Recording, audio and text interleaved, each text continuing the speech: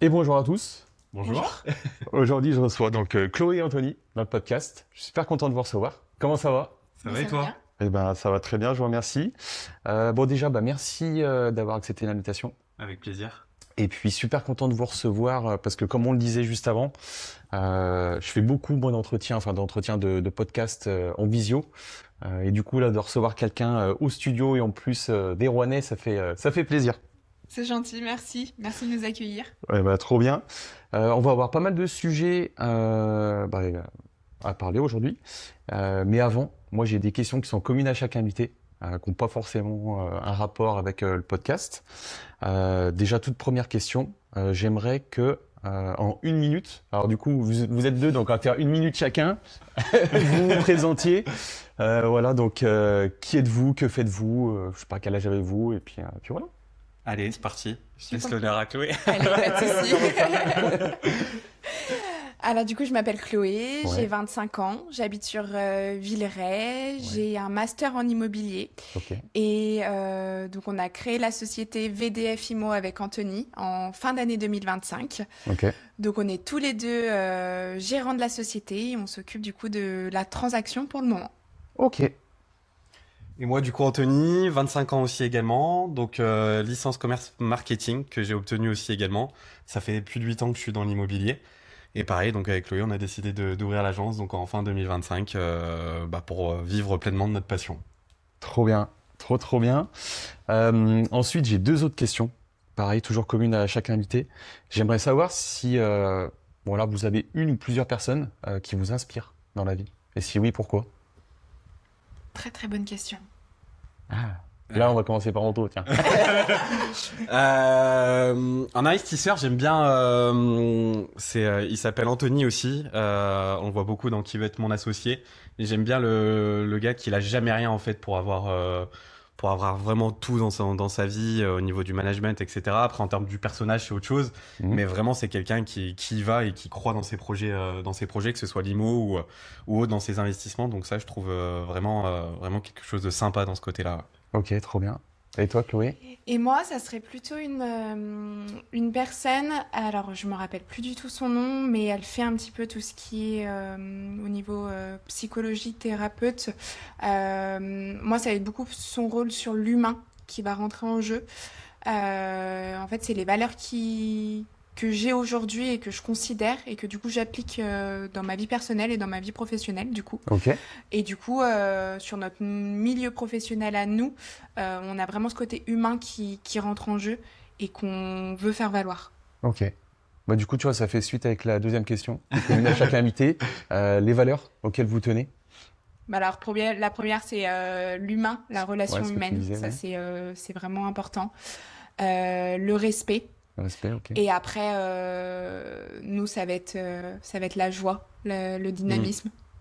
Ok. On aime rire, on aime l'empathie aussi également, Mm. c'est important. Mais notre métier, voilà, le but du jeu, c'est un projet de vie qu'on fait pour les clients, donc Mm. c'est de donner du bonheur à chacun. Et on le fait, comme on le voit un peu dans nos vidéos, mais on a toujours le sourire. Voilà, le but, c'est vraiment de s'éclater aussi dans ce qu'on réalise. Et l'avantage d'avoir ouvert notre boîte, c'est qu'on n'a pas la boule au ventre, quoi. On y va tous les matins, on est Mm. content de faire ce qu'on fait, quoi. Trop bien. Et puis, ouais, et puis le sourire surtout, c'est vrai que, putain, on bosse 10 heures par jour. Ouais, c'est Si en plus à chaque fois tu vas reculons, que tu rigoles pas, et puis Ah, puis Mais nous, on c'est est tous les surtout deux, on se tape ouais, on se tape des barres. la boule au ventre. On en entend beaucoup qu'il y en a, ils disent oh, on va au travail, on se lève le matin, on n'a pas envie d'y aller, on a la boule au ventre parce qu'on a des objectifs, des choses comme ça. Là, c'est vrai que du coup, d'entreprendre et d'être à notre compte, bah alors c'est pour nous. Donc on sait pourquoi on se lève le matin, on sait pourquoi on travaille. Et voilà, et on aime faire partager en fait notre métier aux personnes. On les aide et voilà. C'est vraiment le côté humain, je dirais aujourd'hui, qui Ok. ressort. et puis agence IMO, si vous aimez pas les humains, c'est vrai que c'est C'est compliqué. Non, on adore. ça peut parce que c'est vrai Oui, c'est vrai qu'il y en a un paquet qui se lancent dans le métier d'agent IMO. Pourquoi? Parce que je pense qu'aussi par facilité, c'est ça. dans le sens où alors quand c'est comme vous, faut avoir la carte T, de toute façon, C'est c'est ça, ça, ouais, hein. Voilà. exactement. Mais sinon, tu bosses On en peut tant que travailler voilà, sous une carte sous une professionnelle. carte T, Donc c'est en ça. Ouais. fait, une personne qui sort de n'importe quel milieu peut aller travailler en agent immobilier. C'est pour ça que notre métier, il y en a beaucoup qui nous disent qu'on est des marchands de tapis, ou alors qui disent que ça se vend comme une baguette de pain, mais au final pas du tout, parce qu'on a beaucoup de règles juridiques qui rentrent en jeu, et justement il y en a beaucoup qui ne les connaissent pas. Ok. C'est pour ça qu'il y a beaucoup de soucis, de vices cachés, des choses comme ça, et nous on essaye de contrer tout ça et de montrer notre compétence par rapport à ça. Donc c'est ça qui est important, quoi. Ouais, trop bien. Et puis nous, même dans l'investissement immobilier, on dit pas les marchands de tapis, on dit les porte-clés. J'ai juste ouvrir la On porte. dit les porte-clés, mais non, mais en fait, je pense que c'est comme dans tous les domaines, hein, mais il y a de tout et de rien. Il y a des personnes qui sont compétentes, d'autres qui sont pas C'est compétentes. ça. Et malheureusement, voilà, on dit aussi porte-clés dans l'investissement immo parce que, en fait, voilà, ils ouvrent la porte et on pose plein de questions parce que nous, en plus, en tant qu'investisseurs, on a pas mal de questions techniques, pas mal de questions liées à la copro quand c'est des biens, les toitures, etc. Et c'est vrai qu'on n'a aucune réponse, et qu'on se dit, on va se renseigner, et que même en se renseignant, on n'a pas de réponse, Et c'est ça. c'est Ça te compliqué. rassure pas et tu peux passer à côté toi d'un achat ou d'une vente, quoi. C'est ça, Ouais. exactement. Mais moi, c'est vrai que moi, j'ai toujours eu de la chance, je suis toujours tombé sur des personnes plutôt compétentes, voire même très compétentes. Je pense notamment à mon ancien RP sur Lyon. L'agent IMO, top. Ouais. Top. Même Faut trop, tu laisser- vois. Ouais, c'est ça, son dossier. C'était même trop, il faisait le lien même avec la banque et je lui dis non mais c'est bon, la banque c'est ma partie et tout, mais franchement il était exceptionnel pour quelqu'un qui est pas du tout de l'immobilier, pour quelqu'un qui est même au niveau bancaire parce que vous faites on en parlera, mais en fait vous faites aussi un petit peu le lien Oui. sur Oui. sur ce qu'il y a derrière. Oui. Franchement il était top. Il était top. Pour continuer, du coup, avant de partir, donc comme je vous le disais, il y aura deux parties, une partie sur, on va dire, le volet entrepreneurial et une partie sur l'immobilier au sens large. Décrire un petit peu votre parcours d'études. Donc, vous l'avez déjà survolé. Voilà. Si vous pouvez dire un petit peu, voilà, à partir du bac, qu'est-ce que vous avez fait derrière? Ok. Et puis, si vous avez eu des activités salariées, Oui. pourquoi pas aussi les décrire? Ok. Ok. Je commence? Allez, vas-y. Moi, j'ai fait un bac pro commerce. Du coup, après, je suis parti en BTS négo digitalisation client. C'est à partir de là que j'ai commencé du coup mes stages en IMO. Donc, c'était sur la période 2016-2017. Ok. J'avais commencé donc dans une grosse enseigne de Rouen et du coup, j'ai toujours continué là-bas en termes de stage. Et après mon alternance que j'ai suivi en licence commerce vente marketing pendant la période du coup du Covid. Ouais. Donc tout se faisait à distance et en alternance. Et après j'ai été embauché directement là-bas en tant que CDI.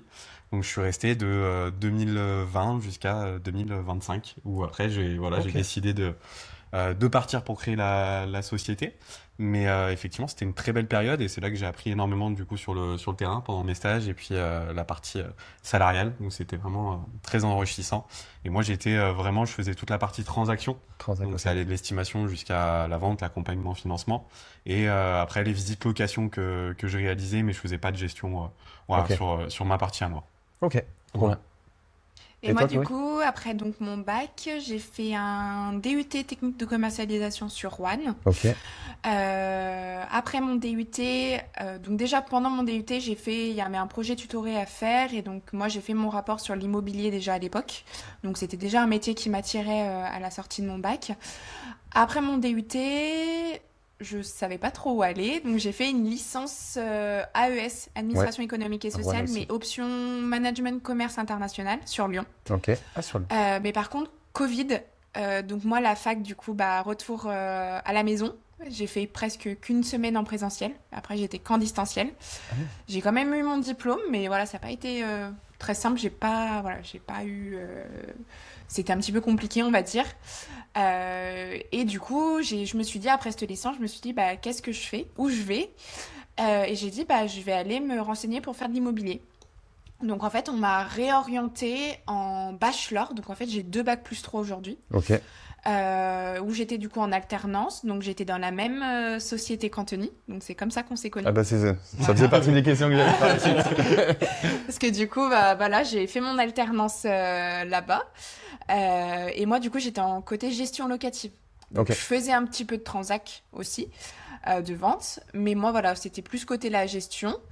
Donc après, donc j'ai fini mon bachelor, j'ai été engagée du coup, enfin j'ai fait un master en immobilier, donc là je suis repartie aussi sur Lyon, sur une nouvelle école, donc dans la même entreprise, et j'ai rompu mon contrat entre mon master 1 et mon master 2 pour Mhm. avoir une spécialité en fait dans le logement social, parce que mon master proposait l'aspect logement social. Ok. Donc en fait je suis partie finir chez Ophéor Ouais.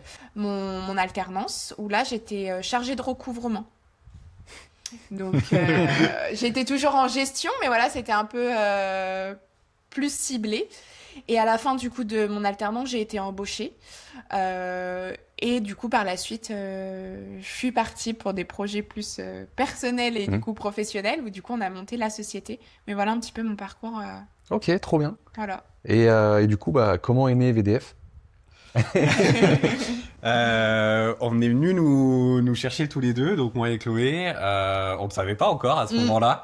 Donc on avait passé avec un patron voilà, du Rouennais, on avait passé un entretien chacun individuel de notre côté.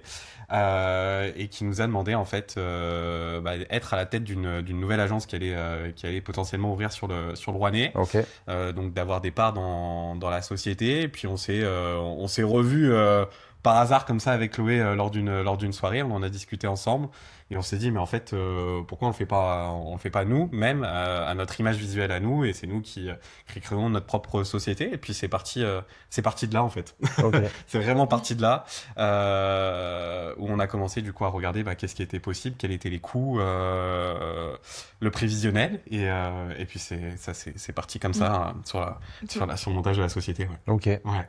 Et du coup, pourquoi l'un avec l'autre, en fait, On se complétait bien. Alors déjà, on a deux côtés très humains tous les deux. ouais. Comme on a dit la première fois, j'aurais pas vu monter ma société avec quelqu'un ce qu'on peut appeler rat entre guillemets, Mm. qui va ranger les fonds de tiroir. Avec Chloé, c'était pas du tout le cas, donc c'est pour ça. Et puis on se connaissait déjà, donc c'était vraiment l'avantage. Et on se complète. Parce que comme elle a dit, elle a fait toute la partie gestion locative, elle connaît très bien. Elle a fait la partie recouvrement chez Ophéor. Moi, toute la partie transaction, j'avais aussi voilà, au bout de 8 ans dans l'immobilier, on a un certain réseau, les gens ils connaissent votre nom, votre prénom, donc voilà, c'était un gros avantage. Donc c'est pour ça qu'on s'est mis tous les ensemble, Mhm. voilà, ensemble tous les deux. Non, Ok. non, mais c'est ça. En fait, c'est vraiment, voilà, on nous a démarché, mais on s'est dit que on était capable en fait de le faire Ok. tous les deux. Euh, Parce que je pense qu'en étant jeune, il y a des fois, il faut se lancer, il faut prendre le risque. Et c'était l'opportunité et l'occasion. On va dire que c'était un petit peu aussi un concours de circonstances. Parce qu'honnêtement, voilà, s'il n'y avait pas eu ce petit élément déclencheur, est-ce qu'on l'aurait eu tout de suite? Ça, je peux pas le dire. Est-ce qu'on l'aurait eu plus tard? Peut-être.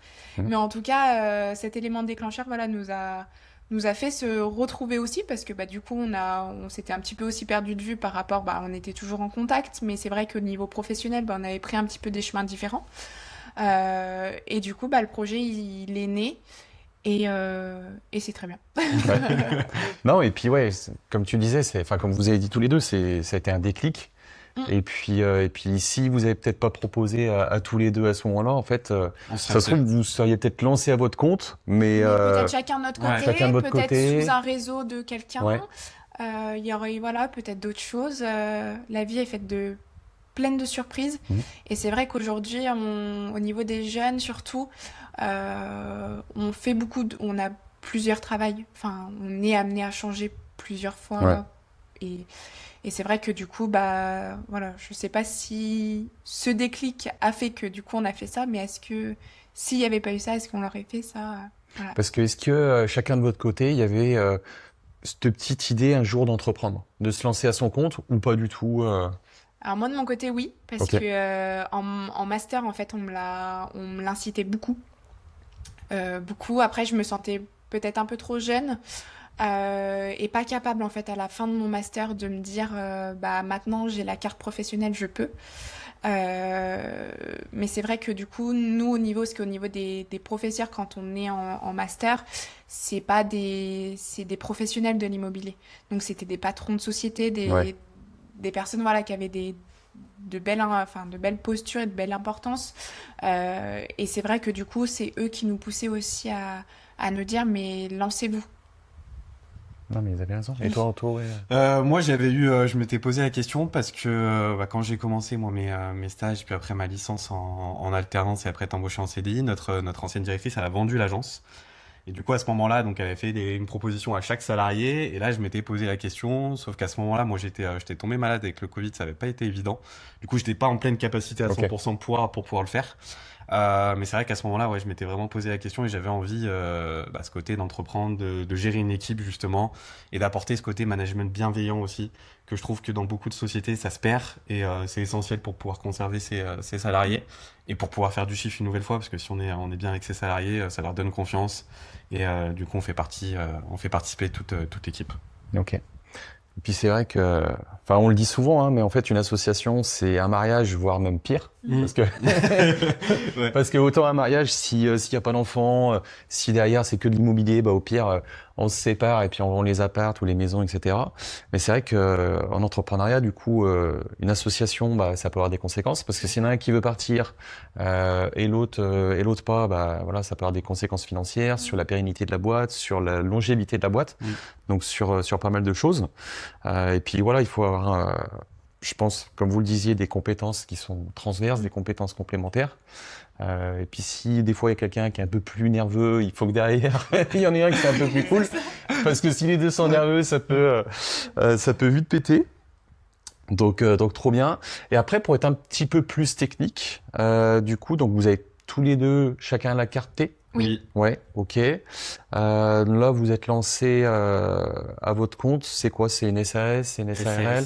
SAS, ok. C'est une SAS, on n'a pas de local pour l'instant Ouais. physique Mm. parce pour nous, pour le moment, c'est pas forcément une utilité parce que du coup, on a travaillé dans une agence et on s'est rendu compte qu'au fil des années, les personnes vont plus ouvrir la porte et dire je veux acheter ce bien en vitrine. Tout passe par les réseaux sociaux aujourd'hui, Ouais. les plateformes aussi d'immobilier, ça forcément. Mais c'est vrai que, et en interne, parce que du coup, on travaille avec des investisseurs, des choses comme ça. Il y a beaucoup de choses en off qui vont sortir. Et du coup, voilà, c'est un petit peu comme ça qu'on a décidé de fonctionner. Donc, le local, on l'a toujours en tête. Peut-être pas tout de suite. On ne sait pas trop si, ou peut-être pas, en fait. Peut-être qu'on n'en aura pas besoin, parce que c'est vrai que c'est des charges supplémentaires. D'ouvrir, du coup, parce pour l'instant, on n'est que deux. Donc, des fois, chacun, on n'est pas là, on est en rendez-vous. Donc, ça veut dire que le local sera fermé. Donc, en fait, il n'a pas forcément aussi d'utilité. Parce que du coup, maintenant, tout le monde a nos numéros de portable. Il n'y a pas de ligne fixe. Donc, du coup, voilà, c'est un choix qu'on a décidé, en tout cas pour le commencement. Ouais, et puis c'est pas déconnant. En plus, à la création, ça fait des charges, hein. Tout On à va fait. pas se le cacher parce que certes, il y a le loyer, mais derrière, il y a tout ce qui va être électricité, tout ce qui va être Internet, etc. Donc pas mal de L'assurance. choses. Éventuellement, si vous n'êtes pas là, faut prendre quelqu'un. C'est ça. Et Une là, assistante, voilà. Des Pourquoi charges pas. supplémentaires. Voilà. Donc après, à terme, pourquoi pas, si la boîte, elle se développe, ça peut être des choses en réflexion. Mais c'est vrai que quand tu te lances comme ça, moins t'as de charges, mieux c'est. Et puis après, tout ce qui est réunion, tout ce qui est points, ça peut se faire chez l'un, chez l'autre. Ça, ouais. Puis quand tu vois que ça marche en fait sans local, où ça tourne vraiment bien, tu te dis oui, tu vas pouvoir potentiellement recevoir les clients, mais tu vois de plus en plus que les clients, ils ont pas envie forcément de se déplacer. Et ils préfèrent qu'on aille chez eux.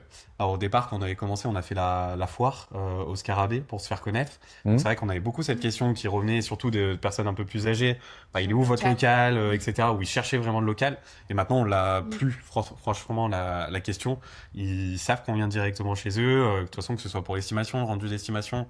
Et nous, on fait les compromis de vente aussi. Ok. Donc on fait tout chez le client et ou en visio. Et en tout cas, c'est quelque chose qu'ils apprécient.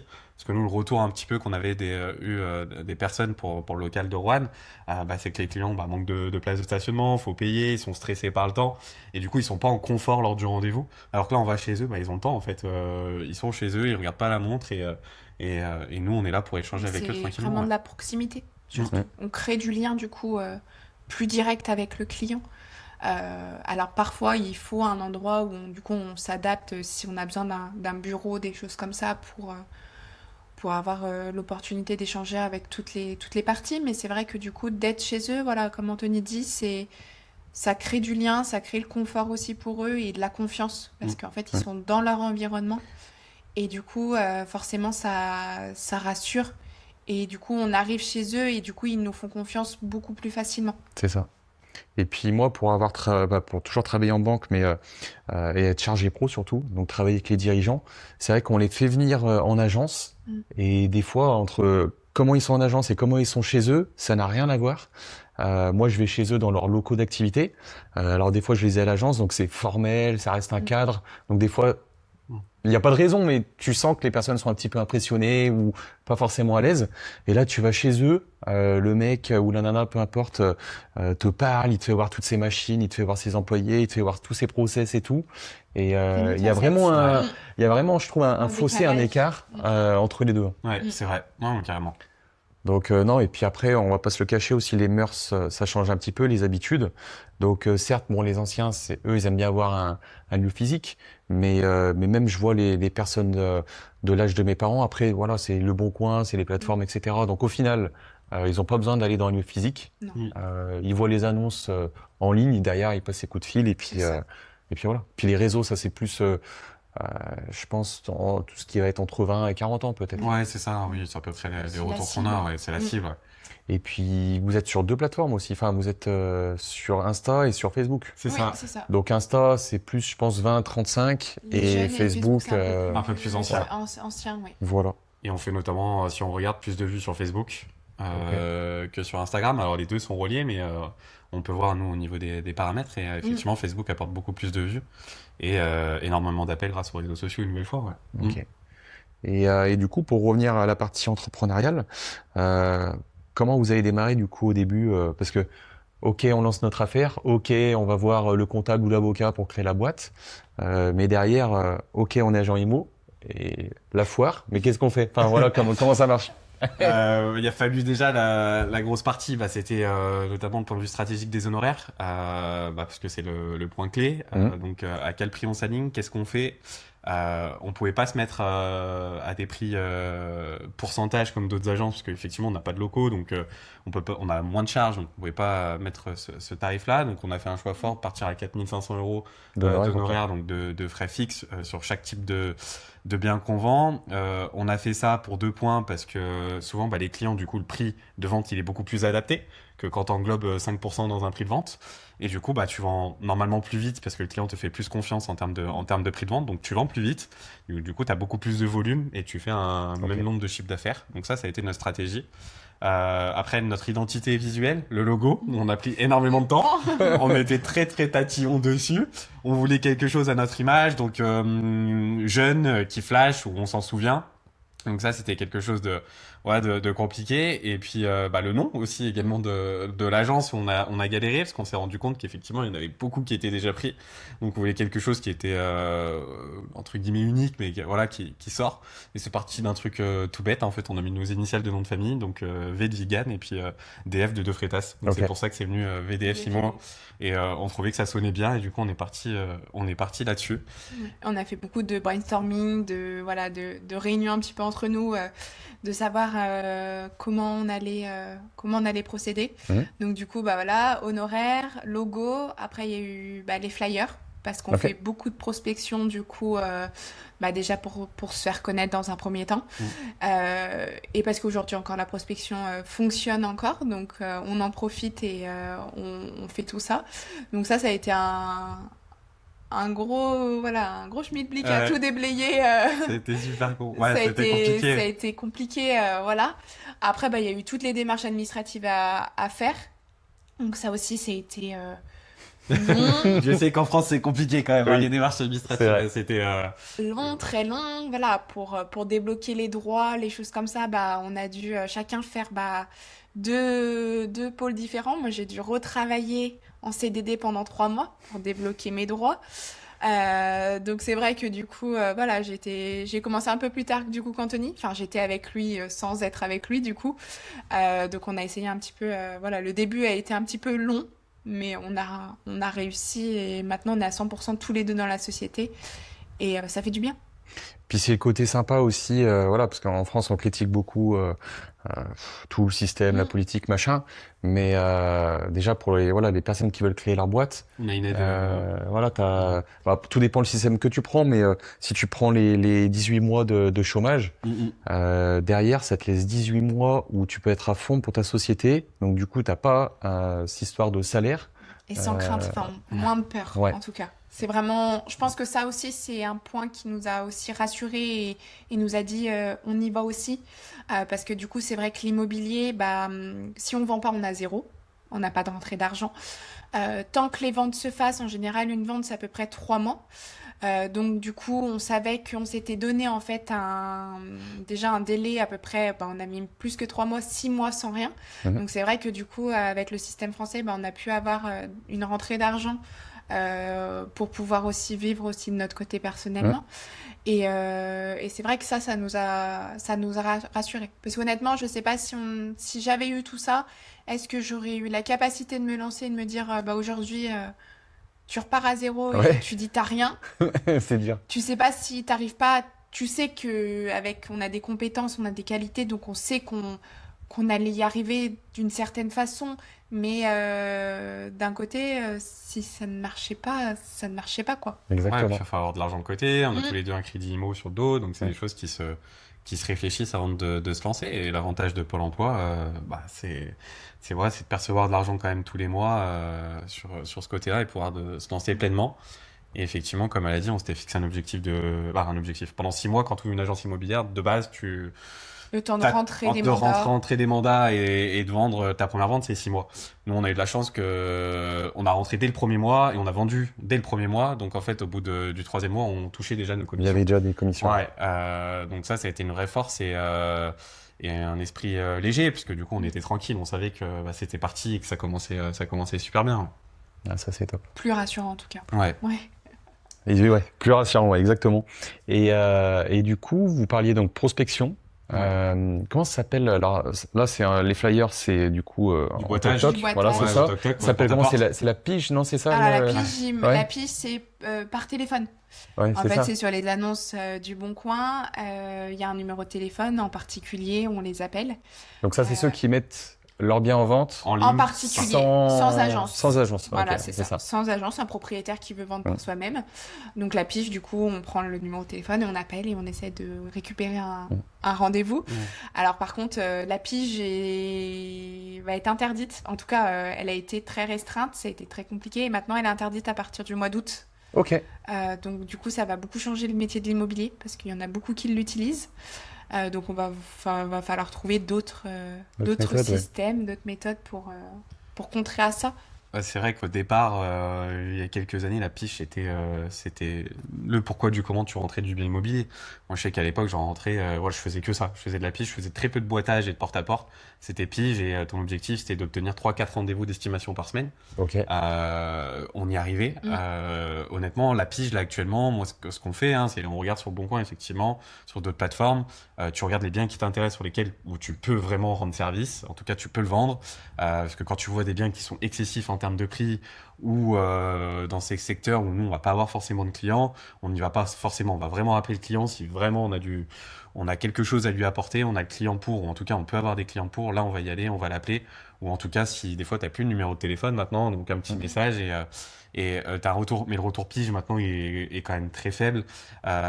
Si on regarde, on a beaucoup plus de retours de prospection, donc ça va être flyer et porte-à-porte qu'on réalise beaucoup. Et t'en as beaucoup qui vont faire du boitage boîte aux lettres, mais de porte-à-porte très peu. Ok. Et alors d'aujourd'hui, on décroche énormément de mandats grâce à ça et également grâce aux réseaux sociaux, parce qu'une nouvelle fois, on est vu, donc ça attire du monde. Ça attire, ouais. Et pige, ça va être interdit uniquement via les plateformes IMO, où je pense notamment, tu sais, à Facebook, le marketplace. Est-ce que tu auras le droit de démarcher des gens comme ça sur Alors sur Facebook? Marketplace, j'ai pas lu en total si on pouvait. Alors Marketplace, souvent t'as pas de numéro de téléphone si je dis pas de bêtises, Ouais. et du coup tu peux envoyer un message. Mais voilà, ça n'empêche pas et de c'est contacter. pas- parce que et je ça- crois- et c'est pas En écrit fait, une opposition aux démarches ou Ils démarchage. veulent vraiment arrêter les oppositions de démarchage Ok. commerciales Et du coup, pour l'immobilier, bah, la pige, ça fait partie du coup Ça fait partie. du commerce.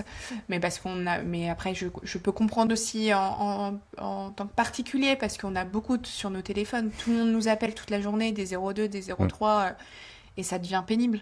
Des 06, des Ouais. Oui, et inconnus. maintenant, Maintenant, ils et on sont forts, répond et on entend la voix de la dame et c'est de l'IA. Donc C'est ça. c'est vrai que du coup, il y en a beaucoup voilà, qui en ont marre. Donc ça, après, d'un côté, voilà, c'est aussi normal. Ok. Et après, une question, donc, on va dire sur votre organisation et la répartition des rôles. Euh, une semaine type, ou peut-être 15 jours type, parce que des fois, d'une semaine à l'autre, ça change, mais voilà, on va dire une semaine type avec vous, ça ressemble à quoi? Là, si on prend, ouais, si on prend sur les dernières semaines où du coup avec la canicule c'était pas évident, mais souvent bah tu vois c'est les matins, on va traiter tout ce qui est mail. Ok. Après on va faire toute la partie prospection si on n'a pas de rendez-vous sur le terrain. Après on a nos estimations, rendez-vous d'estimation. On se rejoint donc ensemble, on fait les estimations ensemble, donc c'est-à-dire qu'on va regarder sur notre logiciel quel tarif on va pouvoir mettre. On monte tout le dossier d'estimation et après on fait le rendu d'estimation. Ok. Et après, on a toute la partie visite qu'on réalise. Donc ça, dans la journée, globalement, on peut en avoir le matin entre midi et 2, les soirs après, bien après 18h. Donc voilà, on a tout ce process-là, plus le montage des compromis aussi. Donc ça fait pas mal de boulot. C'est vrai que chaque journée ne se ressemble pas. Non, elles sont toutes différentes. Elles peuvent, au niveau des horaires, ça peut beaucoup bouger. Donc c'est vrai que nous, du coup, on n'a pas des horaires d'agence. Donc c'est pas grave si on fait pas 9h midi, 14h, 18h. On peut faire visiter entre midi et 2. On peut faire visiter le soir. Ok. Il n'y a pas de souci là-dessus, ça nous dérange pas. Donc c'est vrai que voilà, une journée, il n'y a pas forcément de journée type en immobilier, mais on va toujours voilà, faire de la prospection. Donc du coup, on marche beaucoup parce que du coup, voilà, quand on fait les villages, les choses comme ça, c'est vrai que du coup, voilà, à pied, bah, c'est beaucoup plus simple déjà qu'en voiture parce qu'en voiture, il faut s'arrêter tous les 2 mètres. Donc voilà, c'est compliqué. C'est vrai. Ouais. Mais voilà, c'est ça. On essaye dans la semaine de faire voilà, pas mal de prospection parce que c'est vrai que si on arrête, et ben, on n'a plus de rentrée de mandat. Donc du coup là on va voir le creux arriver. Donc c'est vrai que la prospection, il y a des fois on n'a pas forcément le temps de la faire, mais il faut tout le temps qu'on prenne le temps. On essaye de se retrouver plusieurs fois dans la semaine. On travaille beaucoup ensemble. La prospection, on essaye de la faire ensemble au maximum parce que c'est vrai que du coup c'est plus amusant C'est plus sympa avec chacun que son tout temps, seul. ouais. Après, c'est vrai que au début, on faisait beaucoup les rendez-vous d'estimation tous les deux parce que du coup, on avait la possibilité de le faire. Et maintenant, voilà, on arrive quand même à avoir chacun notre emploi du temps où du coup, voilà, on arrive à faire chacun un rendez-vous différent. Et par contre, on se retrouvera toujours pour voilà, faire des points administratifs, des choses comme ça, les petits points clés. Dans la semaine, on en fait souvent, quoi. Et estimation, du coup, quand vous êtes au bureau, vous les faites ensemble aussi, ouais. Ouais. Ouais. Bah, c'est important parce qu'on aime bien avoir l'avis de chacun, et de pouvoir présenter le bien. Souvent, en plus, bah, du coup, il y en a une des deux personnes qui l'a pas vu, du coup, on le présente à l'autre, et ça permet des fois de penser à des choses que nous on n'a pas pensé nous-mêmes, voilà, sur le terrain, et du coup, ça nous permet d'avoir deux avis différents et de pouvoir fixer un prix. Ok. Au niveau de la fourchette, on donne toujours une fourchette basse et haute aux clients, et nous, vraiment, l'optique, c'est de donner un prix du marché. Et pas donner un prix comme certains confrères qui peuvent faire plaisir en fait aux clients. C'est vraiment pas notre but. Donc nous on l'indique aux clients, voilà, on donne un prix du marché. Et après c'est le client qui choisit bien évidemment. Au risque du prix de coup vente. de pas De- prendre le mandat, mais ça c'est notre choix aussi, parce qu'on veut pas leur vendre du rêve et prendre le mandat et leur dire bah j'ai un client pour vous, j'ai une personne pour vous faire visiter, et qu'en fait on n'y arrive pas et que ça traîne et qu'on fasse que des baisses de prix. Donc c'est pas le but. Alors il y a des fois certains clients ils ont voilà il y a des prix psychologiques qui peuvent être compliqués à atteindre, mais du coup voilà on essaye de leur expliquer au maximum. Et donc il y a des fois où on prend pas les mandats, on voit que ça part chez une autre agence, mais on sait que on suit, on voit Ça que va ça traîner. baisse et que voilà des fois ils peuvent nous rappeler ou en fait il y a souvent des fois où on arrive un petit peu en bout de course et que le bien est déjà en vente. Nous on arrive parce qu'on fait de la prospection, et donc ils nous appellent, ils nous disent bah soit c'est déjà en vente et tout ça, et en fait du coup nous on leur fait quand même une estimation parce qu'on veut pas leur dire bah on prend le mandat à ce prix-là. L'estimation, on va jamais la rendre sur place. On va toujours leur dire bah écoutez, on a besoin de travailler votre dossier. Donc du coup, on va rentrer. On a tout le côté du coup administratif à faire que du coup bah, une agence avec une assistante va le faire et du coup ça va plus vite. Donc nous on a tout ce côté-là à traiter. Et à ce moment-là, du coup, on essaie de la rendre rapidement, sous 48 heures à peu près, elle est Ok. rendue. Ok. On se donne quand même, voilà, on laisse pas non plus traîner des semaines pour leur rendre leur estimation. Et donc là, avec Anthony, on se voit, ou alors si vraiment on peut pas, on se fait une petite visio, si vraiment on est un peu les rendez-vous, parce qu'on va à 30-40 km autour de Rouen. Donc c'est vrai que du coup, on bouge beaucoup en voiture aussi. Donc sinon, voilà, on essaye de se voir au maximum pour pouvoir faire le rendu d'estimation et après, voilà, Ok. rencontrer le client Non, et mais lui c'est pas rendre. mal ça. Et puis c'est vrai avec le Covid, du coup, je pense qu'il y a beaucoup de personnes qui se sont mis en tête en fait à un certain prix. Oui, Oui, Mais parce que voilà, les taux étaient bas, les gens derrière voulaient tous des maisons. oui, oui, Donc certes, les prix se sont enflammés. Et derrière, retour à la réalité, bah, le prix des matériaux il augmente, les taux ils ont augmenté. augmentent, ça bancaire augmente augmente. aussi. Et en fait, eh ben, le prix psychologique, le prix qu'ils avaient en tête, bah, c'est Ça a plus bien le cas. changé, ouais. C'est plus le cas. Et moi, du coup, j'avais un copain qui était agent IMO sur Lyon. Et il était en indépendant, mais enfin en indépendant. Il était mandataire, mais il bossait donc dans une agence où ils étaient 6 ou 7. Et je trouvais vraiment le côté sympa. Il se retrouvait tous les midis, enfin tous les midis, presque tous les midis, ou sinon des après-midi. Je pense que c'est aussi en En fonction fonction des, Des du planning plannings, de ouais. chacun, voilà, du forcément. planning. Mais ils essayaient au moins d'être 4-5. Et à chaque fois, l'agent présentait bah, les produits voilà, qu'il avait visités et pour lesquels il voulait faire une proposition de prix aux vendeurs. Mm. Et en fait, il se retrouvait avec ses collègues qui derrière posaient en fait toutes les objections en disant oui mais si, oui mais ça, machin. Et derrière, bah, toi t'es arrivé auprès du vendeur en disant bah, le prix il est de temps et en fait toutes les objections qu'il pouvait t'apporter derrière bah, tu les avais travaillées. Ouais. Et je trouve le côté sympa donc peut-être aussi le fait de bosser à deux C'est ça, ouais. C'est ça. c'est ce qui rend C'est ça, parce que c'est vrai que quand on rentre dans un bien, déjà l'humain va rentrer aussi en compte. Et donc il y a des fois où on va dire waouh, j'aime bien. Et par exemple, peut-être Anthony va dire bah non, mais du coup il y a ça, il y a ça. Et en fait, la perception déjà aussi de chacun oui n'est pas la même. exact Donc on peut se dire bah là je me sens bien et quelqu'un qui peut se dire bah je me sens pas bien. Donc quand naturellement on va se sentir bien, bah c'est vrai que le prix, on serait capable aussi de monter un petit peu bah, le prix par rapport à quelqu'un d'autre. Mais du coup c'est vrai que du coup de travailler à deux, ça permet, comme tu as dit juste avant, de dire, il y en a un qui peut dire oui, mais là, du coup, bah, le système de chauffage, les choses, ah oui, peut-être, donc on ok rabaisse, enfin voilà.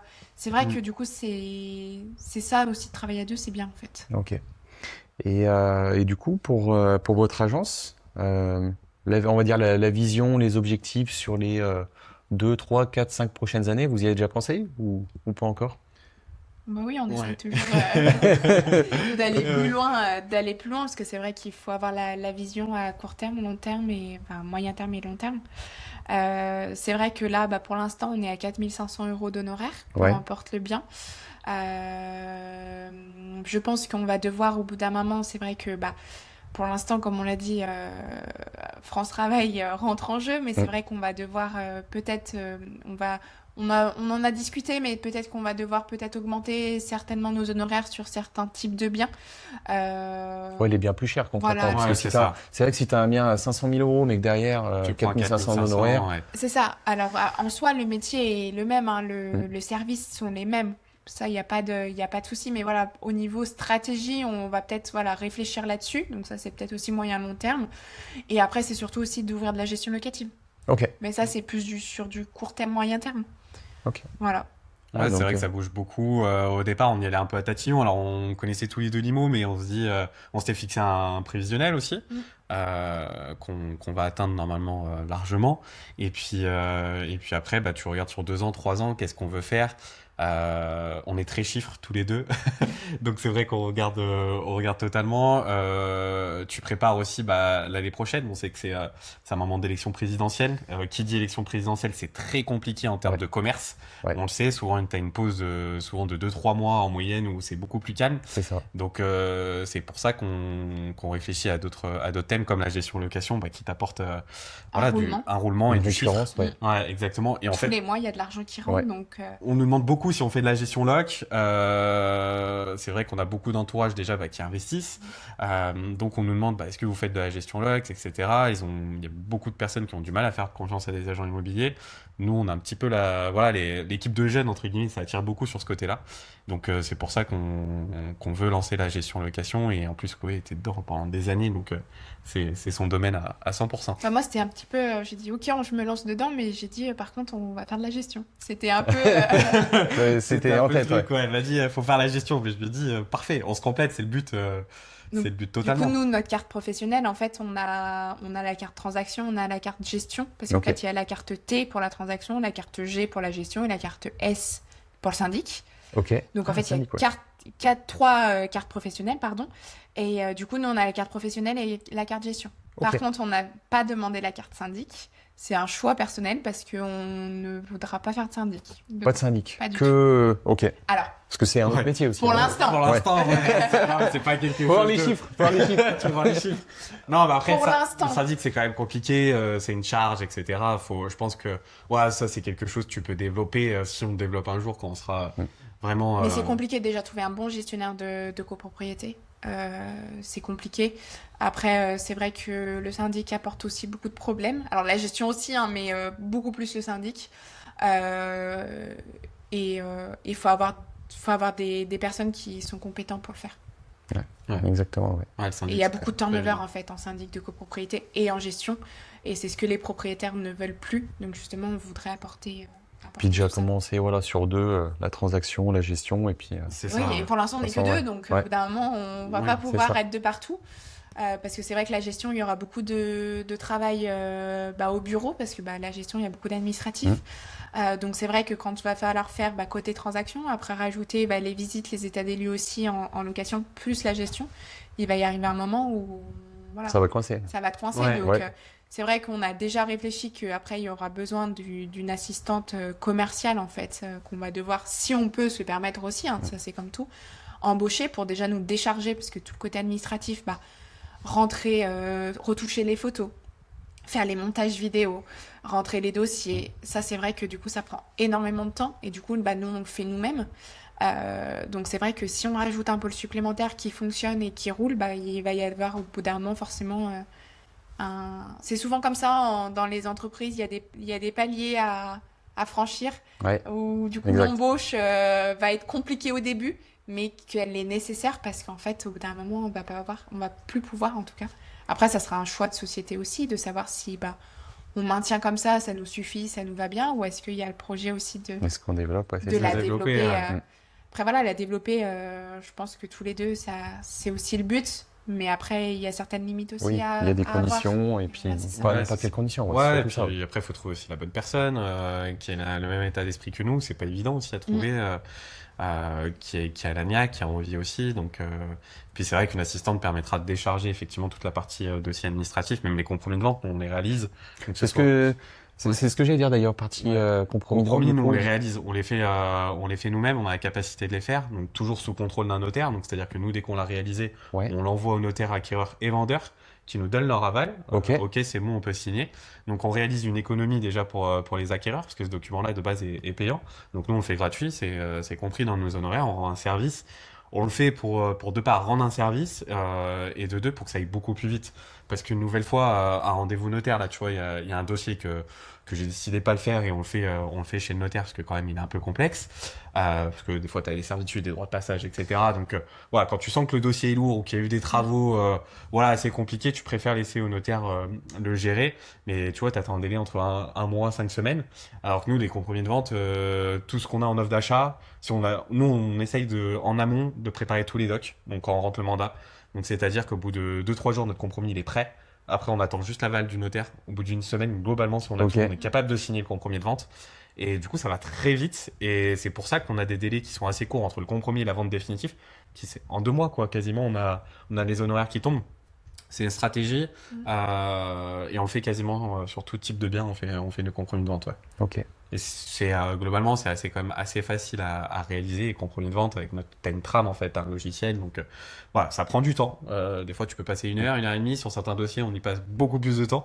Mais c'est un gros avantage en termes de chiffre derrière où ça tombe beaucoup plus vite. Ok, écoute, trop bien. Et maintenant qu'on a, je pense, pas mal vu le côté entrepreneurial, on va essayer de partir sur le côté investisseur, le côté immobilier. Déjà, est-ce qu'il y a encore des bonnes affaires aujourd'hui en IMO? et plus principalement sur notre secteur à nous. Oui, sur Rouen, il y en a. Il y en a parce que c'est vrai que le secteur rouennais, il est très apprécié par beaucoup d'investisseurs. Parce que c'est vrai que du coup, par rapport aux grandes villes, notamment Lyon, Paris, des choses comme ça, on est sur un marché beaucoup plus bas. Donc c'est vrai que les investisseurs, pour eux, c'est plus rentable. Donc on a eu beaucoup d'investisseurs lyonnais et parisiens qui sont venus sur la région. Et aujourd'hui, il reste quand même des belles affaires parce qu'en fait, quand on fait de la prospection, on voit les biens qui sont pas rénovés, les choses comme ça, ou même des appartements. Et du coup, il y a des opportunités encore à faire. Ok. Puis sur le Rouennais, l'avantage, c'est que c'est quand même une ville attractive. T'es proche de tout, t'es proche du Lyonnais. T'es pas loin de Paris non plus, t'es pas loin du sud. Donc t'es vraiment bien placé géographiquement. Et t'arrives à avoir encore entre du 7% net et tu peux monter jusqu'à du 9-10 en immeuble. Que tu trouves pas sur certains secteurs. Alors oui, tu peux trouver ce pourcentage-là, mais dans des villes un peu plus perdues. On a quand même une ville qui est attractive, donc faut en profiter. C'est pour ça qu'on a beaucoup d'investisseurs qui viennent sur notre secteur, et encore plus depuis la période Covid où voilà, on a vu le flux lyonnais qui est arrivé. Et qui viennent acheter, et globalement il y a des groupes même qui se montent d'investisseurs lyonnais qui viennent, qui nous contactent, qui nous disent bah voilà, tenez-nous en offre dès que vous avez un bien, nous on y va. En fait, des fois on publie même pas le produit, ça part comme ça. On a notre réseau d'investisseurs, Ok. on propose directement avant publication, donc c'est ce qu'on appelle les avant-premières. Ça se fait de plus en plus. Et ça part comme ça. C'est pour ça que des fois, on a certains clients qui disent ah bah moi j'ai pas vu tel produit, mais effectivement si vous nous appelez pas en amont, vous nous donnez pas votre recherche, c'est le but de notre base acquéreur, bah effectivement vous verrez pas le produit apparaître sur les réseaux. Ouais. Bah, c'est ça. Moi, ma première RP que j'ai revendue sur Lyon, en fait, l'agent, il avait tout un carnet avec toutes les recommandations, les choses que ses clients en fait cherchaient. Il est venu faire les photos, mais il a dit en fait, je fais les photos, mais je ferai pas les annonces. Et en fait, effectivement, le lendemain, il y a quelqu'un qui venait visiter. Alors après, Lyon, c'est un marché tendu, mais voilà, il y a quelqu'un qui venait visiter. Et au final, ça s'est jamais publié que ce soit sur les réseaux, que ce soit sur les plateformes. Ouais, c'est parti en haut. Ça Ouais. marche beaucoup comme ça maintenant. Ouais. Mais il y a des clients qui sont un peu sceptiques à nous donner leur recherche. Le budget notamment. Le budget, ouais. En fait, ils comprennent pas que quand nous on leur demande leur budget maximum, c'est pour vraiment leur rentrer sur la base de données. C'est pas parce que on va leur vendre une maison à ce budget-là. En plus, nous on a 4500 € d'honoraires, donc peu importe on leur vend une maison plus basse ou plus haute. Le but c'est vraiment d'avoir la trame. Donc dès qu'on rentre un bien, nous notre logiciel, ça permet directement de regarder, de faire un rapprochement et de savoir à qui on peut le présenter. Et du coup, on les appelle direct. C'est ce qu'on essaye de expliquer. Mais ça, le côté budget, ouais, c'est encore un tabou pour la C'est plupart tabou, des clients, ouais. Ok. Peut-être une honte de dire un certain budget, ou alors ils veulent pas nous donner l'information parce que ça reste financier. Mais nous, en fait, peu importe leur projet, s'ils veulent acheter un bien à 50 000 ou à 300 000, C'est peu la même chose, importe ouais. en fait. Ouais. Chacun n'a pas forcément le même budget, chacun n'a pas les mêmes conditions de vie aussi. Mais déjà d'avoir l'opportunité d'acheter, d'être propriétaire, c'est déjà très très bien. Et nous, on est très heureux pour eux. Et c'est vrai que oui, il y a vraiment ce frein. Ou alors quand on parle du budget, oui, bah alors à peu près, on attend. Ça, c'est marrant. Ouais, je pensais pas. C'est un vrai c'est tabou. un hein. tabou. C'est un vrai tabou. Et chez les jeunes, on a un petit peu moins, je trouve. En plus, nous, on les incite vraiment à acheter et éviter, on va dire, la partie location, entre guillemets, s'ils ont vraiment la possibilité de le faire, d'acheter. C'est bien, ça crée du patrimoine. Mais sur la partie, ouais, à partir de 30, 40, 50 ans, c'est un vrai tabou. Et nous, on leur explique, on veut juste savoir votre budget pour vous présenter des biens. Mais c'est vrai qu'on C'est vrai, parce on que voit, c'est une barrière. C'est une barrière. Et aussi, avant de faire visiter un bien, on leur demande leur budget et voir s'ils sont allés voir un établissement bancaire surtout. Parce que c'est vrai que il y a beaucoup de ventes qui se sont cassées la figure parce que les banques ne suivaient plus. Donc nous, en fait, on veut vraiment vérifier ça. Et il y en a qui comprennent pas trop pourquoi on va autant leur demander leur aspect financier, mais on essaye de leur expliquer qu'en fait, sans simulation, en fait, ça se trouve, ils vont pouvoir emprunter 100 000 ou 150 000. Enfin, c'est pas du tout la même chose. Exact, ouais. Savoir s'ils peuvent avoir aussi de prêt à taux zéro pour des travaux. Enfin, il y a plein de modalités qu'on a besoin de savoir et qu'en fait, des fois, ils ne nous Ils donnent fournissent pas. D'accord. Donc, c'est vrai que du coup, c'est un petit peu compliqué à avoir les informations. Mais c'est vrai que les jeunes, du coup, quand je rejoins Anthony, on arrive à avoir leur attestation de financement. Ok. Que beaucoup sur des personnes un peu plus âgées ou même des personnes âgées, tout ça, on les a pas. On les apprend. Après, tu vois, moi, quand j'ai démarré l'investissement immobilier en 2000, ça fait quoi, 7 ans, ouais, 2019, 2018-2019, pareil, je passais les coups de fil. En plus, c'était sur Lyon, donc marché beaucoup plus tendu.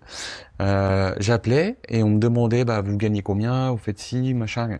Sur le coup, au tout début, je me suis dit, mais pourquoi il me demande ça? Et en fait, je l'ai compris vite, hein, je travaille en banque en parallèle. Ouais. Il filtre déjà les appels Ouais. pour savoir si la personne potentiellement est finançable ou pas. Et puis derrière, bah aussi pas bosser pour rien, quoi. C'est Tu vas ça. pas faire des visites à des gens qui veulent visiter pour visiter, qui veulent faire La les touristes. curiosité. La curiosité aussi, ouais. Mais à l'époque, Exactement. c'était ça, hein, globalement. Mm. Moi, je me rappelle au début de mes stages, je suivais du coup les salariés. Ils emmenaient tout et n'importe qui en fait en visite. Ils demandaient pas la question du financement. Alors oui, on était sur des taux très bas, donc effectivement, ça jouait. Mais maintenant, c'est complètement différent. T'as un appel, voilà, tu traites, tu catégorises, savoir s'ils ont été voir la banque oui ou non. Quoi. S'ils n'ont pas été, c'est pas la peine d'emmener pour faire une visite inutile. Ok. Perte de temps pour nous, pour le client acquéreur et pour le vendeur aussi également. On appelle ça des rendez-vous, enfin des Rendez-vous découvertes. rendez-vous découvertes, c'est très Ok. important. Ouais. Parce qu'en fait, ça fait perdre du temps, comme Anthony dit, pour le client, pour les vendeurs, pour nous. Et honnêtement, nous, il y a des fois, alors, on peut peut-être passer à travers quelque chose, mais on refuse de leur faire visiter parce que pour nous, leurs critères, ça correspond pas. Ils nous disent qu'ils veulent, par exemple, une belle pièce à vivre, une grande pièce à vivre. On rentre dans la maison, on sait, nous, pertinemment, que c'est pas une grande pièce à vivre, qu'elle est assez petite. On sait pertinemment que ça va pas Ouais, le ça va pas faire. matcher, ouais. Alors, il y en a qui insistent, hein. Donc, des fois, bah, on dit, bah, on y va, on sait que ça va pas le faire. Et au final, on avait raison. Ils vont dire c'était trop petit la pièce à vivre. Ah, c'est trop petit, ouais. Voilà. Et là, Mais- tu vas dire quoi au client vendeur? Tu vas dire, bah voilà, on l'a emmené visiter. Le retour, c'est trop petit la pièce à vivre. Alors que sachant que bah, tu lui as donné normalement en amont le nombre de mètres carrés de la pièce à vivre. On le savait. Donc c'est pour ça qu'on catégorise. Alors des fois, bah il y en a certains qui peuvent le prendre mal, mais on leur rend service en fait et on évite de leur Mm. faire perdre du temps. Mais c'est Mm. surtout côté financier qu'on Ouais. va beaucoup filtrer par rapport à ça. Parce que Mm. c'est vrai qu'on a une maison avec 60 000 euros de travaux et qu'on voit que leur budget il est restreint. Et ben on va leur dire, écoutez, pour cette maison en tout cas là, vous n'avez pas le budget. Ah, Ok. par- Et ça c'est pareil sur les casse-travaux, t'en as beaucoup qui disent non mais ça c'est bon, il n'y en a pas pour 60 000, etc. Au téléphone, on veut venir visiter quand même. Et nous on leur dit, bah on connaît quand ça fait de longues années, nous, on a de la famille dans le BTP, on sait exactement ce qu'on leur dit et combien il y a de travaux. C'est un avantage qu'on a par rapport à d'autres agents immobiliers, des fois qui font pas la différence entre un mur porteur, du placo, etc. Ou te donner des coûts, que ce soit pour un sol stratifié, la reprise des murs, un toit, des fenêtres. Nous, avant même de faire passer notre équipe d'artisans, on sait déjà leur indiquer les coûts. Et puis une fois qu'on a indiqué ces coûts-là et si les clients sont intéressés, là on fait passer notre réseau d'artisans là, qui vient vérifier, qui donne leur devis et on est très juste en termes de budget à chaque fois, même pour des IPN, tu vois, des ouvertures de murs porteurs, on connaît les coûts. Donc tout ça c'est un gros plus et les clients ils nous disent c'est un gros avantage quoi de. Ils sont rassurés surtout. Ok. Tu vois voilà, on leur donne confiance, on voit qu'on connaît bien, on sait leur parler d'aspects techniques en termes de travaux. Et je pense que quand t'es agent immobilier, t'es obligé D'avoir ce côté-là. d'avoir ce côté-là, ouais. Bah, tu vois, c'est ce qui fait la différence, du coup, je pense, entre un bon et un mauvais Oui, agent tout à immo, en Ouais. fait. Mm. Parce que, Ouais, parce certes, que- il y a les connaissances techniques du bien, mais il y a aussi, voilà, tout ce genre Bah, de moi, choses, les estimations de en travaux. master, on avait des cours de technique de bâtiment. Donc Ah, on apprenait ok. le béton, on apprenait... Voilà, donc même en cursus scolaire, c'est des choses qu'on apprend. C'est des choses que vous apprenez. Et Ouais. que du coup, un agent immobilier qui arrive et comme ça, bah oui, alors il connaît peut-être un petit peu, ouais, il faudra changer les fenêtres éventuellement. Mais voilà, ils n'ont pas les aspects techniques.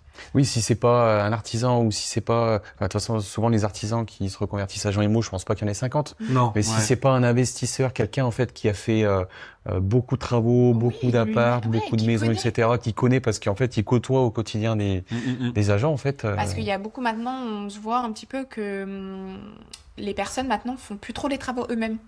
Ok. On a beaucoup de personnes où c'est un peu plus compliqué. C'est vrai alors soit par peur, soit par manque de connaissances aussi. Alors il y en a hein, qui vont faire par eux-mêmes, mais c'est vrai qu'on a C'est pas la majorité, ouais. ouais, des personnes ou même des tapissages peinture, ils vont pas le faire. Ils Ah, vont nous, pas c'est le ce faire. qu'on leur a dit. Je leur ai dit, franchement, faites au moins le détapissage, quoi. Je leur Ouais, dis, c'est c'est ça. facile. Oui. Je dis, un professionnel va vous prendre très cher pour Très du cher. détapissage Ouais. parce que Oui.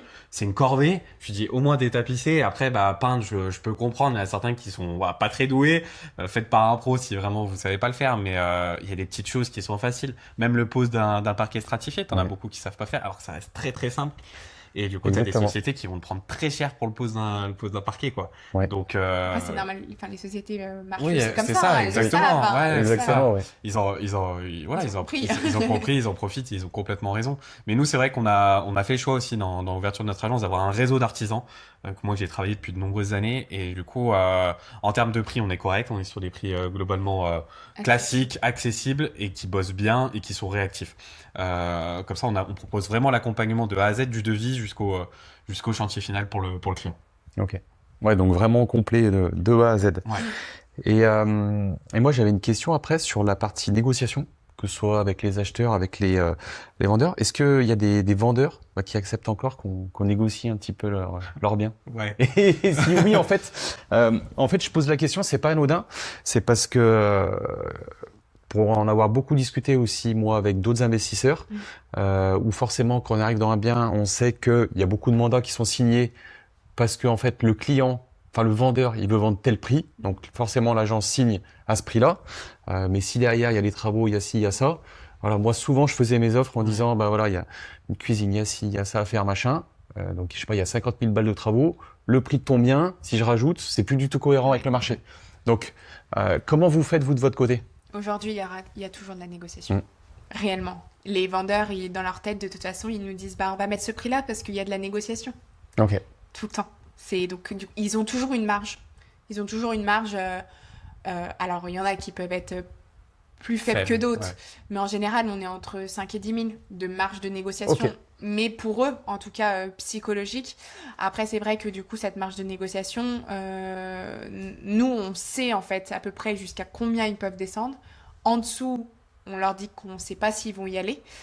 Mais par contre, il y a des fois, quand on a des offres où il y a des arguments derrière, bah, nous, justement, on va aller voir le vendeur avec les arguments et leur expliquer pourquoi, en fait. Pourquoi, t'as parlé de 50 000 tout à l'heure, mais pourquoi, par exemple, voilà, il y a 50 000 euros de travaux parce que, justement, il faut refaire telle ou telle chose et que, du coup, si jamais un jour, bah, la revente, il faut aussi être cohérent par rapport à ça. Après vous, je pense aussi que vos estimations sont vraiment peut-être calées par rapport à ça. Oui. Moi, ça m'est arrivé un paquet de fois, justement, d'aller visiter et l'agent est pas forcément compétent. Et derrière, voilà, moi, il y a ça, il y a ça, il y a ça, il y a ça. Et je propose une offre. Et l'agent, en fait, me dit, ah non, mais je ferai jamais passer votre offre. Là, si je la fais passer, je suis pas en mandat exclusif en plus, donc, c'est sûr, je vais me faire un boycott, etc. Donc, Nous, l'avantage, on essaie, quand on va voir un bien, avec des travaux, par exemple, on va regarder la valeur finie, en fait. Combien ça vaut fini? Et on va décoter toute la partie travaux. Ok. On sait combien on va le vendre fini, en fait, et on va décoter toute la partie travaux. Et là, on va faire notre estimation sur ce sujet-là. Et on leur dit aux vendeurs. Et on leur dit aux vendeurs. Vraiment, on est honnête. On leur met sur notre estimation. On a l'avantage de connaître les prix du bâtiment. Donc, on leur met exactement, pôle par pôle, combien ça va coûter au futur acquéreur en termes de travaux. T'en as certains qui sont conscients, donc qui vont dessus. T'en as certains qui disent, voilà, on va tenter 20 000 ou 30 000 au-dessus. On leur dit, franchement, nous, on va tenter sur 15 jours, un mois, grand max. On sait très bien que ça risque de pas passer.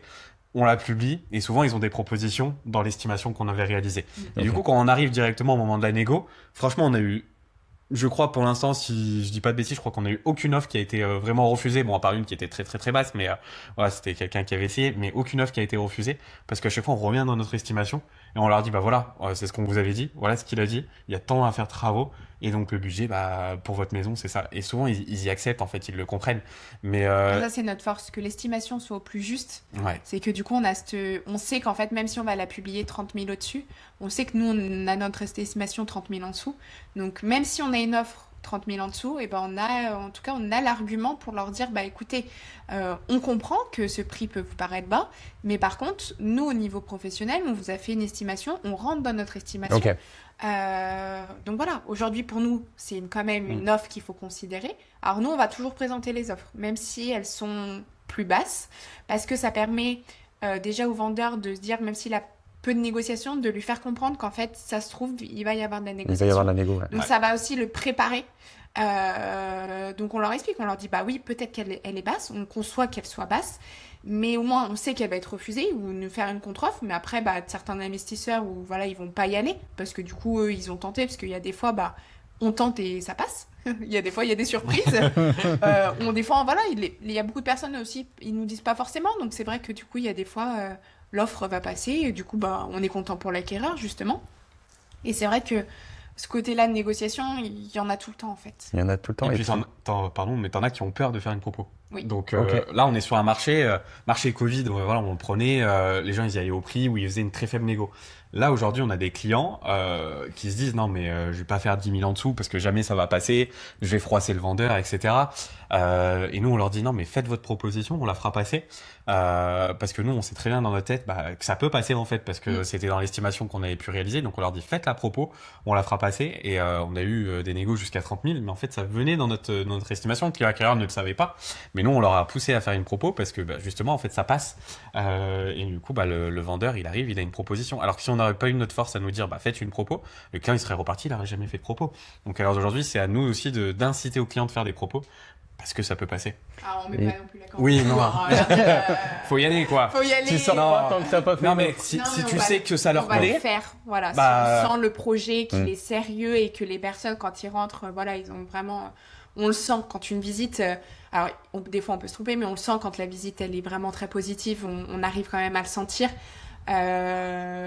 Parce que, voilà, la réaction des personnes reste humaine. Donc, on arrive à sentir certaines choses. tu le quand sens. Alors t'en as qui sont aspects. Ouais. Ça, c'est plus les Moi, tu investisseurs. dis, tu sais pas si c'est même. oui, Si si ça c'est passe, non. ouais, tu sais Et en pas. fait, ils t'appellent 2 jours après, ils disent on te fait le propos. Ah ouais, Ah ok. oui. Alors que tu t'y attendais pas du tout, tu vois. Mais globalement, ouais, les clients sont assez expressifs. Tu vois leur trait de visage, tu sais que ça va être négatif ou positif. Et quand tu vois que ça leur plaît, et des fois ils te le disent eux-mêmes. Ouais, on va pas faire proposition parce que c'est au-dessus. Je dis non, mais si vraiment ça vous plaît, allez-y, n'hésitez pas. Vous avez aucun risque en fait à le faire. C'est accepté, tant mieux. C'est refusé, tant pis, mais vous aurez tenté votre chance, quoi. Ah, il y a des fois Ouais. aussi, surtout quand on fait visiter, des fois on est un peu plus haut, leur budget il est un peu plus bas, mais on sait que leur budget avec la propos ça peut passer. Ok. Donc en fait on fait quand même visiter parce qu'on sait qu'on a de la négo, donc en fait on y va, on perd pas le client pour... Pour Des fois 5 ils nous 000 disent, ou 10 000, ouais. je sais pas osé vous appeler parce que elle me plaît bien, mais elle est un peu au-dessus de notre budget, on voudrait pas aller à ce budget-là. Et nous on leur dit, alors il y a des fois il y a pas de négo, hein. Il y a des fois il y a des vendeurs, c'est Niet. mort, Ouais. voilà, c'est compliqué. Mais quand, donc, du coup, on leur dit, bah non, il n'y a pas de négo, ou alors s'il y a que 5 000, voilà, on va pas leur faire perdre du temps. Ok. Mais quand on sait qu'il y a un petit peu plus, oui, on y va, quoi. Puis je pense que déjà vous côté déjà vendeur, vous commencez à planter une graine. Ouais.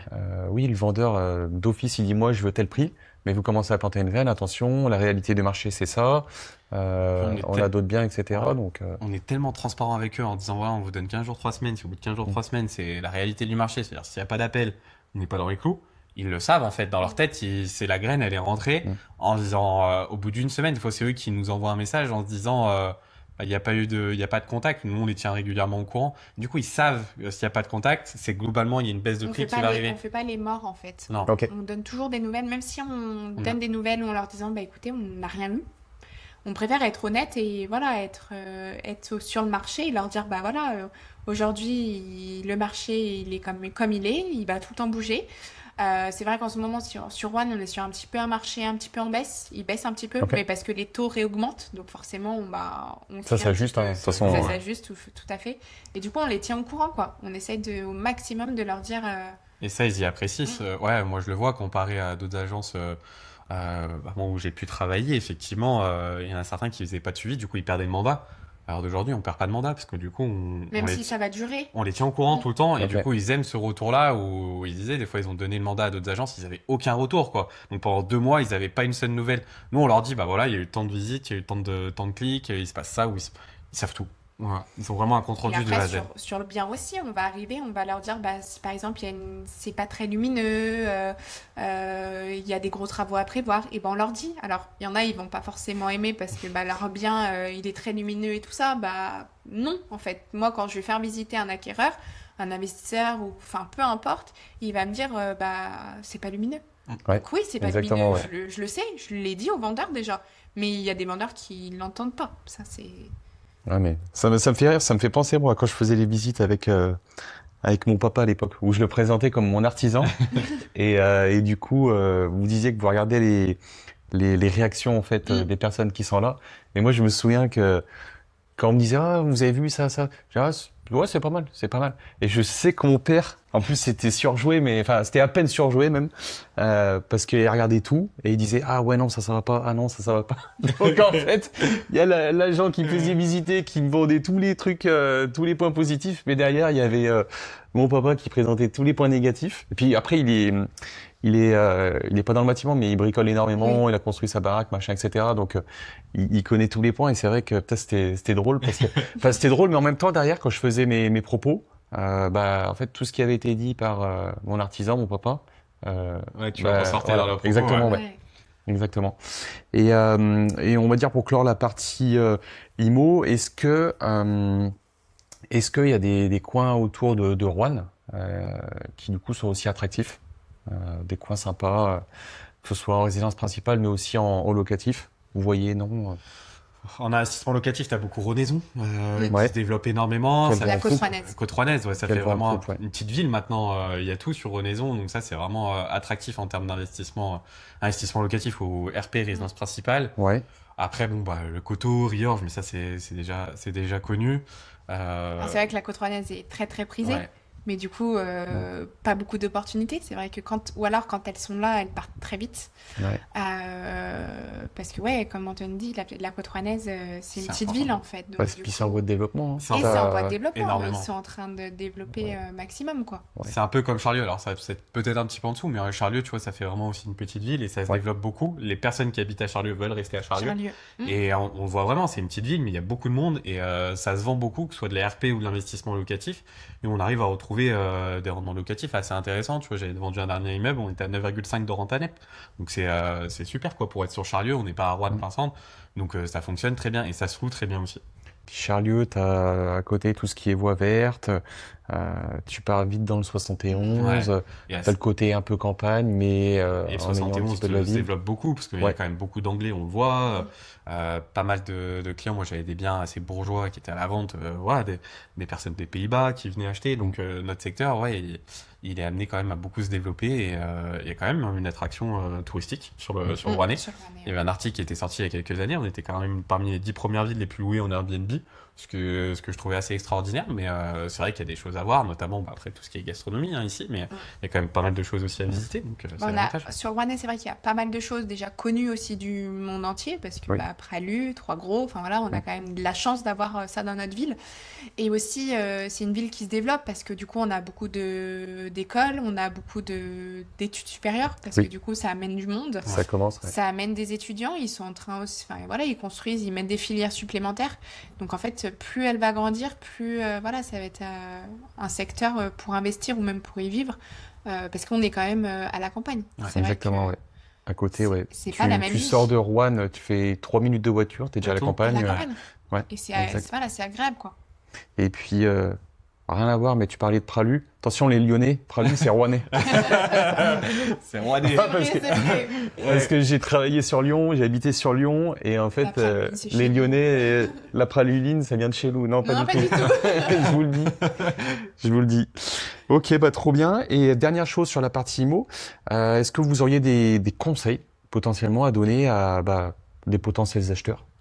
Voilà. Moi- Est-ce qu'il y a des choses à regarder ou même, enfin, Ouais, moi je trouve Au sens large. le conseil déjà, c'est vraiment d'aller voir le financement avant, parce que ça permet vraiment d'aiguiller. En plus, on a des aides comme le prêt à taux zéro pour des clients primo-accédants, c'est-à-dire c'est leur Ouais. premier achat, ils ont la possibilité d'avoir le prêt à taux zéro, donc de faire baisser leur mensualité, d'acheter des biens, par exemple des maisons qui sont complètement à rénover, et du coup pouvoir avoir cette maison avec travaux, alors que s'ils l'auraient acheté du départ travaux finis, ils n'auraient pas pu l'avoir. Ils sont allés En vers termes un de financement, appartement. ils auraient été vers un appartement. Donc ça, je trouve que C'est c'est ça. vraiment le conseil à donner.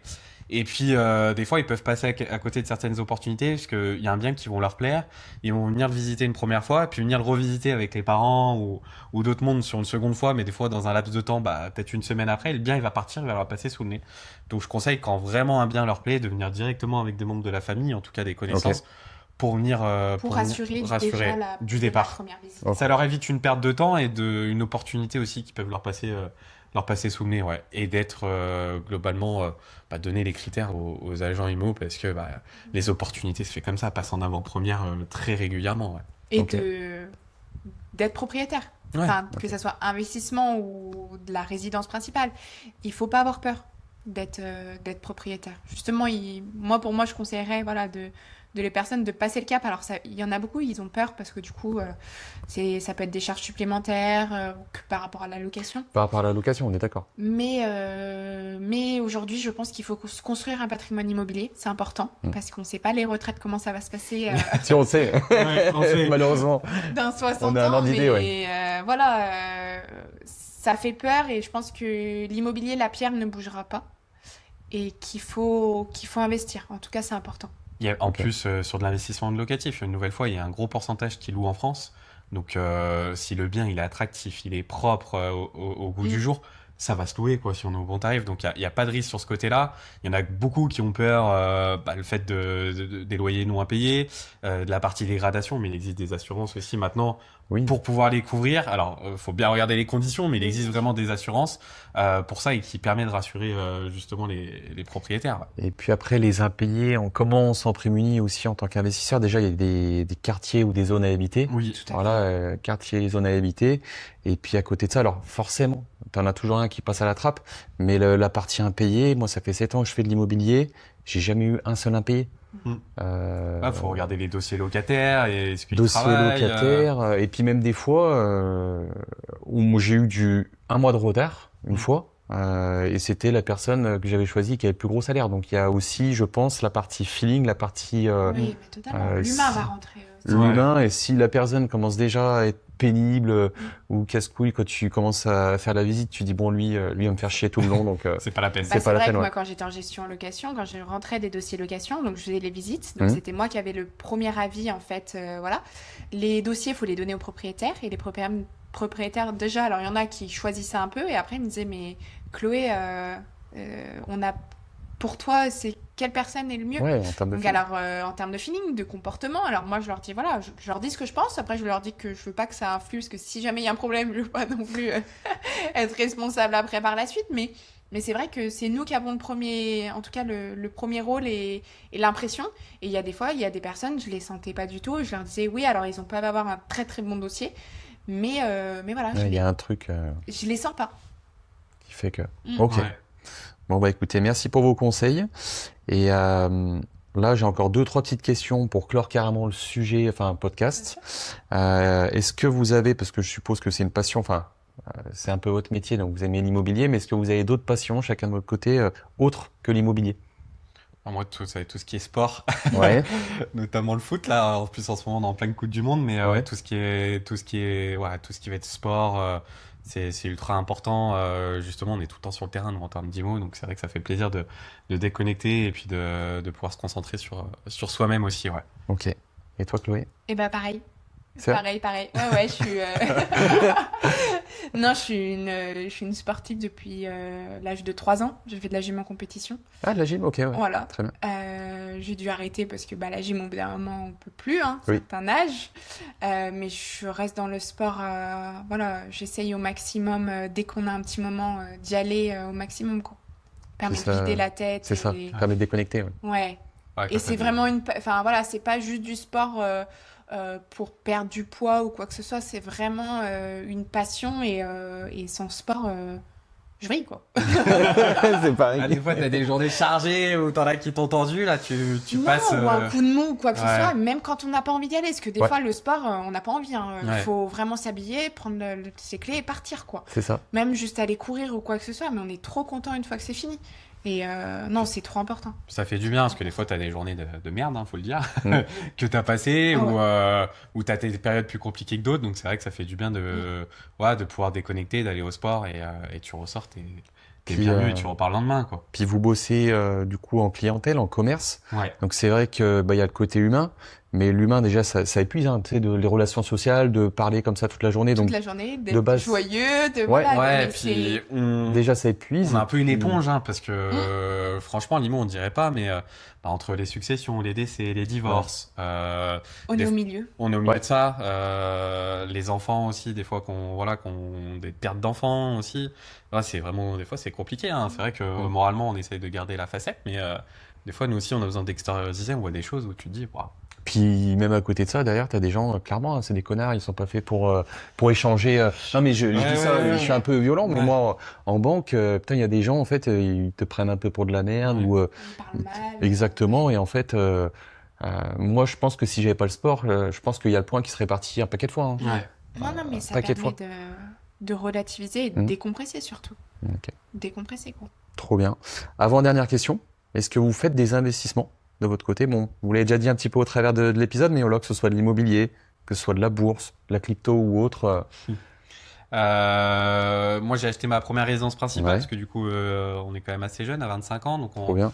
alors d'aujourd'hui, j'ai fait déjà ça. Et puis après, le but, ouais, c'est d'investir aussi également et de se créer un patrimoine justement pour la retraite, encore une nouvelle fois.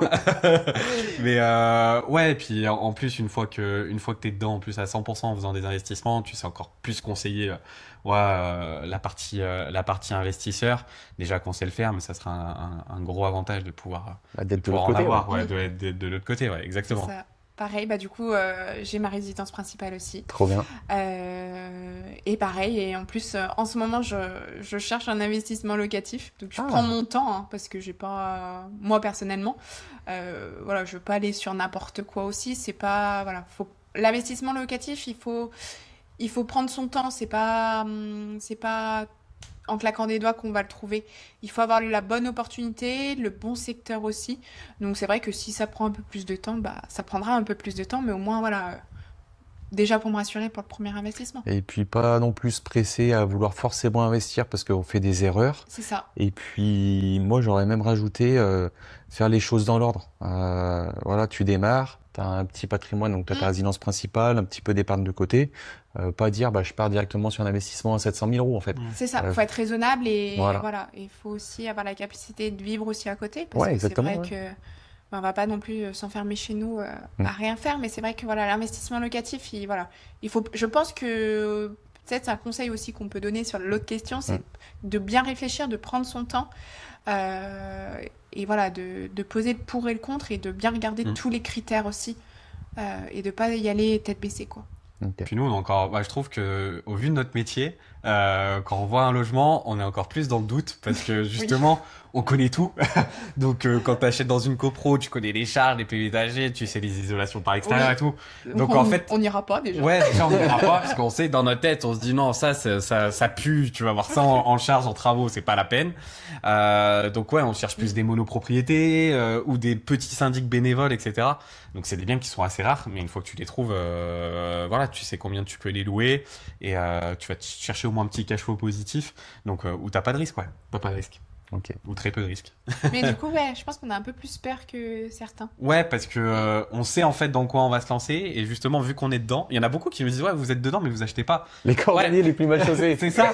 Mais sauf que nous on connaît tellement les produits, les secteurs et les biens, on sait on va dire ce qu'il faut ou faut pas acheter où t'as plus de risques et du coup on essaye vraiment de trouver, en tout cas moi pour ma part des monopropriétés ou en tout cas des syndics bénévoles où t'as pas de charge de copro et du coup t'es pas assujetti forcément aux travaux. Déjà sur ce côté-là, t'as ton propre logement et tu fais ce que tu veux, donc ça c'est vraiment l'avantage. Ouais. Trop bien. Et du coup, dernière question du podcast, question qui n'a rien à voir en fait avec l'immobilier ou l'entrepreneuriat. Enfin, et inversement, ça peut être tout lié. Votre vision de réussir sa vie, c'est quoi pour vous, chacun? Moi, réussir sa vie, c'est être bien en fait, mentalement, moralement, de se lever le matin sans boule au ventre, d'avoir une vie de famille. Je trouve que c'est très important. Ok. De garder une nouvelle fois ce côté humain. C'est pas parce que tu vas gagner plus d'argent dans ta vie que tu marches sur les autres. C'est pas du tout notre vision de vie. De se créer un patrimoine une nouvelle fois pour pouvoir assurer l'avenir. Et vraiment, sur le choix de l'entreprise, la VDF IMO, moi le but c'est vraiment de cartonner, d'y réussir et de rendre fiers et nous déjà premièrement et notre famille également et nos amis. Ouais. C'est vraiment le projet de vie à long terme et de se faire plaisir avec des voyages, de profiter de la vie parce que la vie est courte. On ne sait pas ce que demain peut arriver, donc vraiment c'est de profiter de chaque moment. Voilà. Ok, trop bien. Et toi, Chloé? Bah, ça sera un petit peu pareil, hein. Franchement, non, mais parce que sur ça, avec Anthony, on se ressemble beaucoup sur l'humain, en fait. Et aujourd'hui, pour être heureux, pour moi, il faut pas grand-chose. La famille, pour moi, c'est le plus important. Vraiment. Et après, il y aura tout le reste qui va compléter tout ça. Mais ouais, mais pour moi, c'est la famille et la vie, elle est trop courte. Vraiment Exactement. trop courte. Et comme on ne sait pas ce qui demain va être fait, donc il faut profiter de chaque instant et voilà. Ok. Bon, bah, trop bien. Bah, encore une fois, merci pour votre participation. Merci à toi pour ton Merci. accueil, c'était super sympa. Mm. Trop bien. L'échange, trop bien.